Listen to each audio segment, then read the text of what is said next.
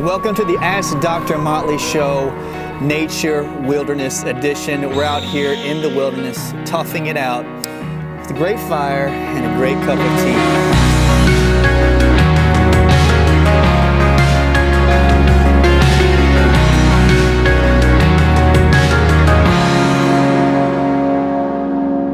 This episode's subject is energy, as represented by fire. The fire element within Chinese medicine represents qi, the energy that drives us. I had two questions come in the last 2 weeks. One from Sydney that wanted to know the relationship between low testosterone and low energy.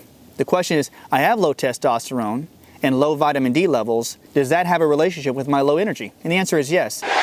But it all lies within the liver. See, your liver is an organ that creates cholesterol. Cholesterol then is turned into a substance called PREGNENOLONE. This then is broken down to eventually make DHEA, which you may have heard of in hormone therapy, and that is broken down further into testosterone.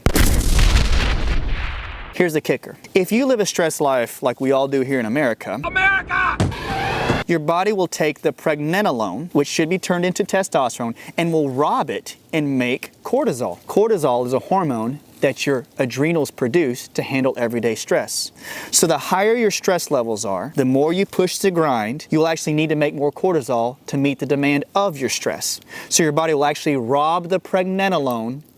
Instead of making testosterone, will make cortisol. So the more stressed you live without keeping healthy balance in your life with proper nutrition, proper sleep, proper rest, and fun activities, your body will take that needed cholesterol and pregnenolone and convert it into cortisol instead of keeping you level with good testosterone. So it represents in your blood as low testosterone. And why is vitamin D also low? Vitamin D is needed to create healthy levels of all your hormones, especially the sex steroid hormones. So when you have low levels of testosterone and you have low levels of vitamin D, it automatically makes me assume that you have high adrenal stress. So I ask my patients to go get their cortisol and their insulin levels checked. Why? I want their adrenal levels checked. So I ask them to get a salivary hormone test, to test for their cortisol levels. If you find that you have low levels of cortisol, you know your adrenals are near burnout. And that gives you the explanation why you have low testosterone and low energy. Remember, you need testosterone to give you your oomph, to give you the drive to exercise, more libido, to actually have drive to accomplish your goals throughout the day.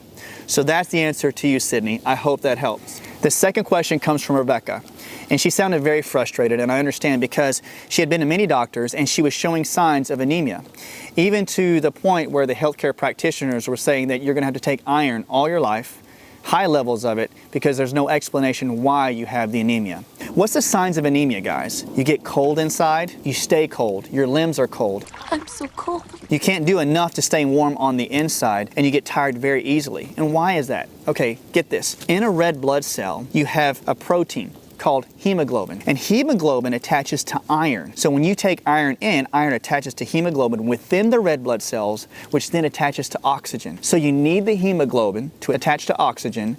That then feeds the Krebs cycle, which is a cycle to give you energy. What then could keep the oxygen from attaching to the hemoglobin? You have to find out what is robbing your body of the iron in the first place. Which one of you did it?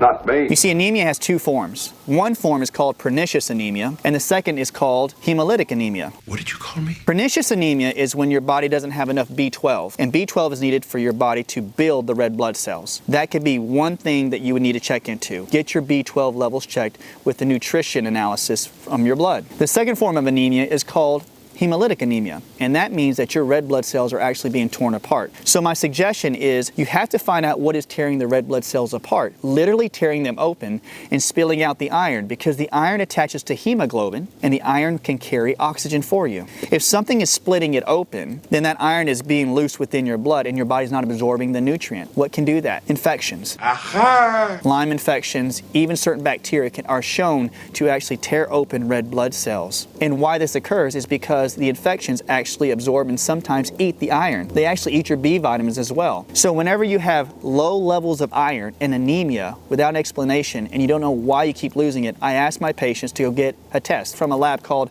IGeneX out of California, or Genova, which is in North Carolina. These labs can test if you have specific types of chronic bacterial, parasitic, viral, and even Lyme infections to see if any of those things are tearing your red blood cells apart. When you start doing therapies to kill off the infections, they'll leave your red red blood cells alone. You'll start retaining your iron and you'll see your levels go back up. I know this is a lot to take in, guys, but that gives you the explanation of how your red blood cells carry oxygen, what can damage them, what builds them up.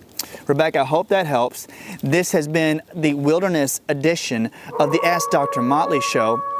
I can't get off the seat because I think I'm stuck to it, actually. I hope you guys have a good day.